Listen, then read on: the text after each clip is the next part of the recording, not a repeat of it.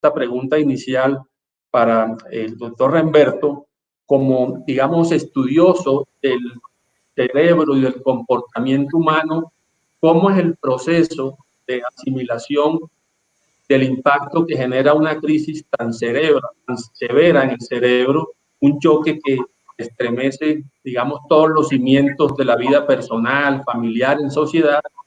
Y entonces, a partir de ese impacto, ¿qué pueden hacer las personas para asimilar esto y ojalá convertirlo en una oportunidad? Muchas gracias, Humberto, y adelante. Buenos días para todos los asistentes. Un saludo muy especial a los panelistas y mis agradecimientos a Jairo por esta invitación para participar en esto, que es lo más importante en estos momentos, que es el capital humano. Hace unos días salió una encuesta muy interesante sobre las emociones que estamos viviendo los colombianos. Y en esas emociones resaltaban dos. El 63% de los colombianos vive en la incertidumbre y el 43% vive con miedo. Incertidumbre y miedo son emociones negativas.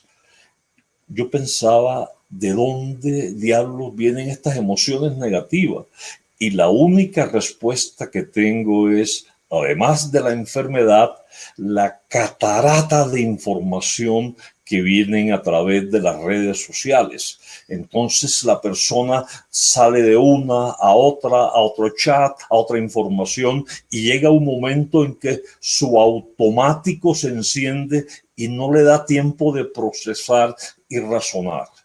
Creo que la primera razón por lo cual los colombianos estamos en eso es por una enfermedad que yo he llamado la infodemia. Es decir, tenemos pandemia, tenemos epidemia y ahora es infodemia.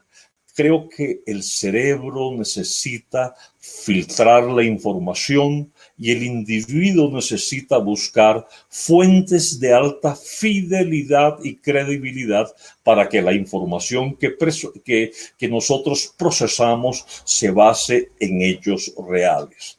Entonces, cuando yo tengo ese cerebro trabajando con revoluciones tan adelantadas, entra un fenómeno que se llama la negligencia de la probabilidad. ¿Qué significa eso? El ejemplo es muy sencillo. Todos nosotros compramos lotería. Yo por lo menos compro semanalmente el baloto.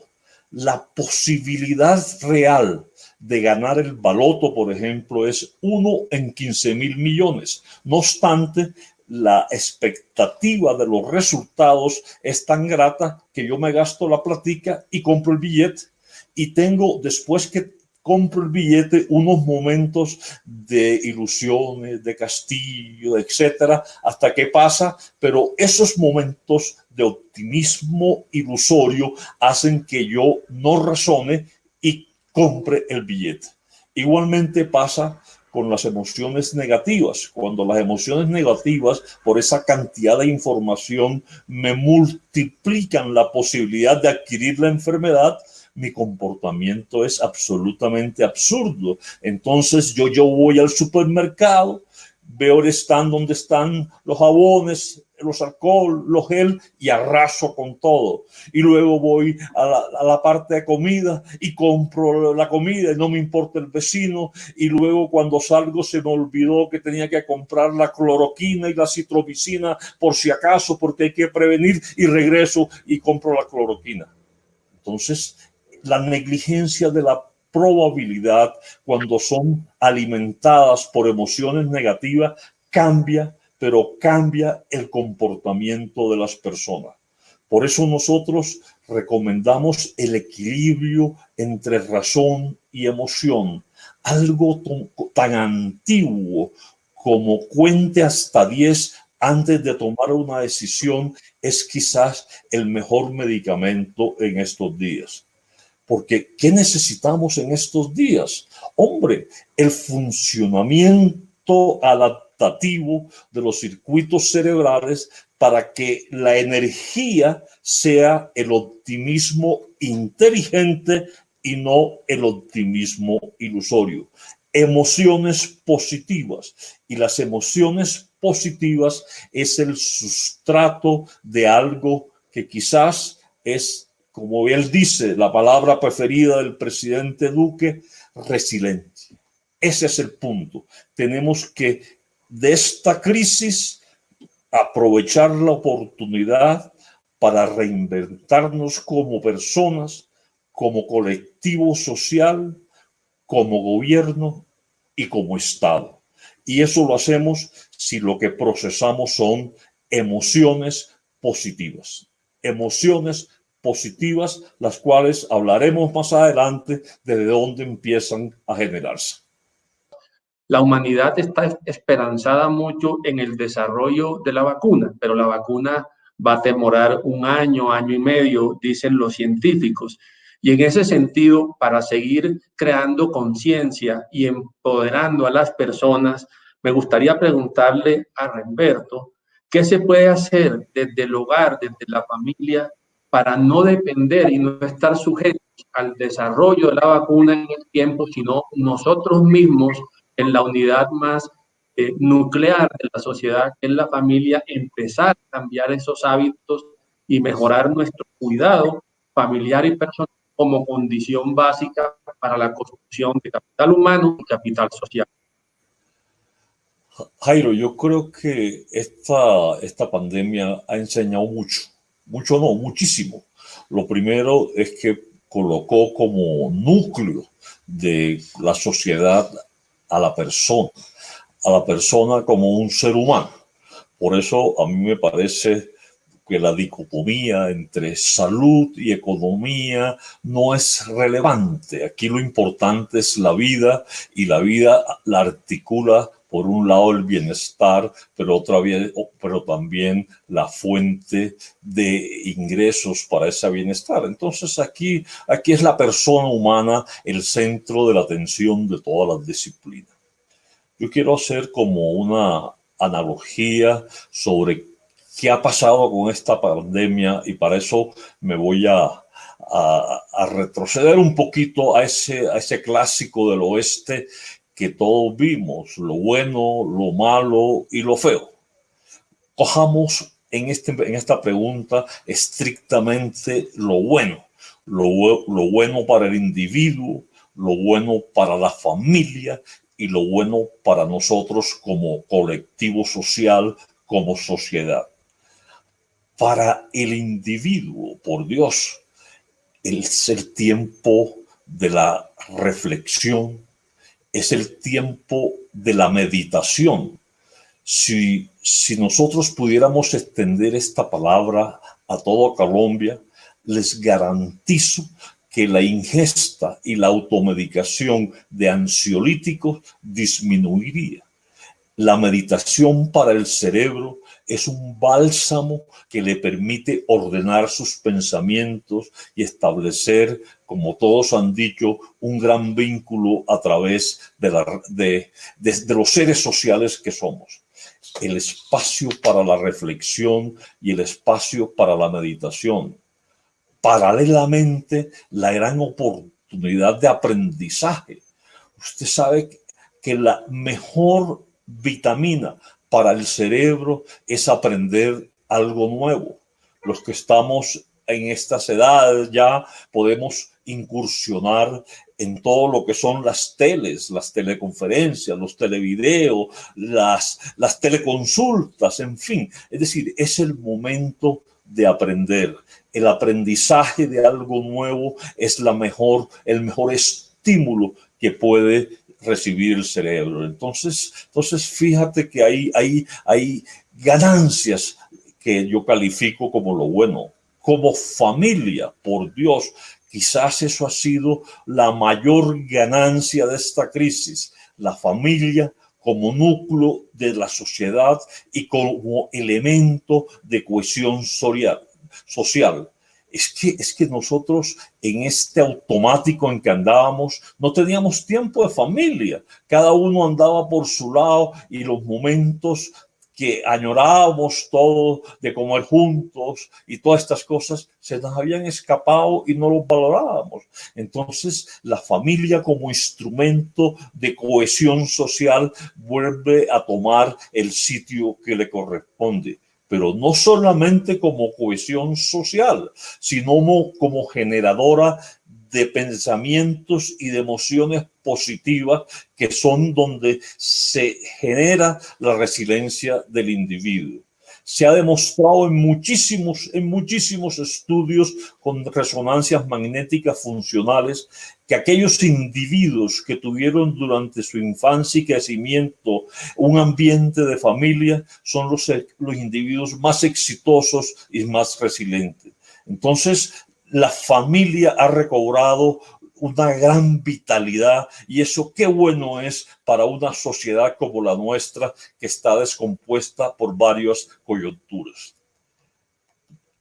Para el individuo también y para la familia, por Dios, el sueño, la facilidad que tiene usted de dormir 6, 7, hasta 8 horas si quiere, porque el sueño es un gran reconfortante para el cerebro. El cerebro no descansa durante el sueño, el individuo descansa, pero el cerebro está viendo una serie de redes en reposo que permite reorganizar unas prioridades. Entonces el sueño es otra de las vitaminas de esta crisis. ¿Qué decir, por ejemplo, para la sociedad? Yo creo que la autodisciplina como colectivo, la disciplina social y el hecho de que sé que para cuidar a los demás debo cuidar a mi familia, pero para cuidar a mi familia debo cuidarme yo, es un gran generador de empatía. Entonces, fíjese que dentro de esta crisis hay una película de lo bueno que toca tanto al individuo, a la familia y a la sociedad. Yo quisiera preguntarle a Remberto dos cosas.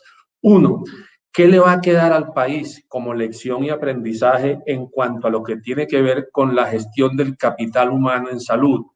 Uno. Y dos, también como aprendizaje, ya hay preocupaciones en la sociedad en cuanto al uso inescrupuloso de los recursos cuantiosos dedicados a la salud.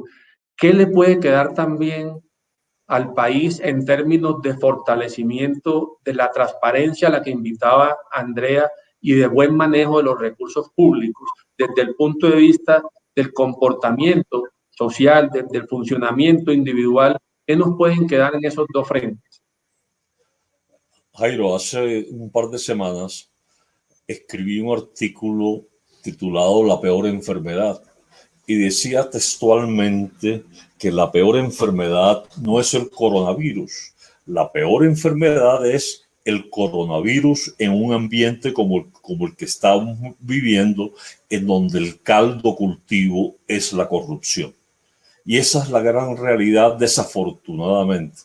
Con tristeza ve uno cómo día a día aparecen reportes del mal uso de los dineros, en donde se están aprovechando unos verdaderos murciélagos sociales de la población vulnerable, de la salud de los más débiles, y esa es la peor enfermedad que tiene Colombia, el coronavirus en tiempos de corrupción.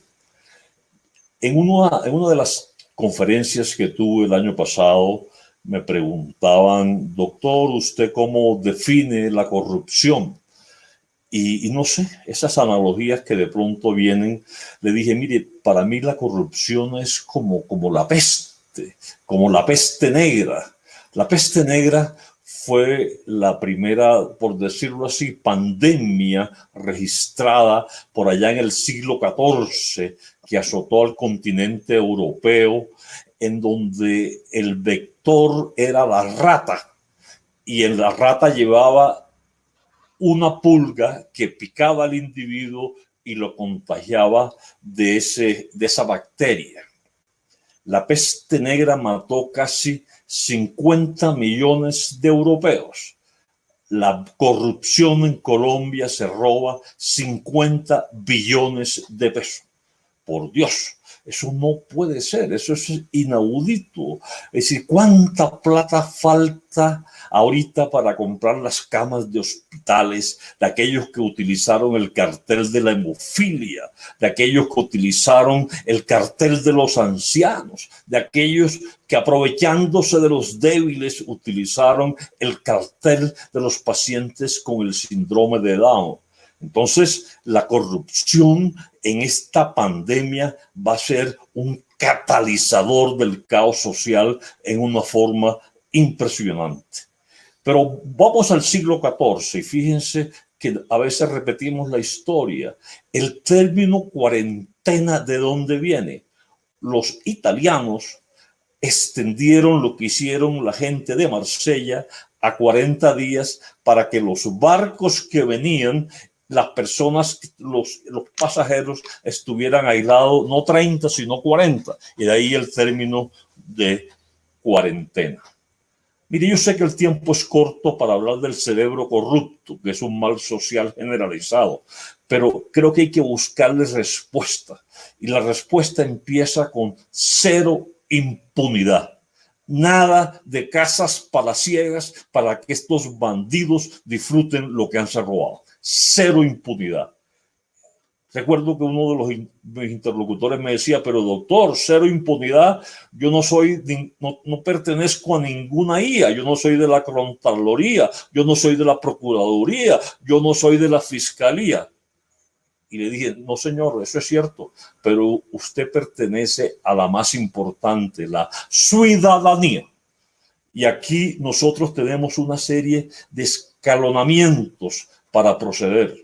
Tenemos el control social, por supuesto, la vigilancia de cómo se utilizan los recursos y los hechos que muestran la buena utilidad de los mismos.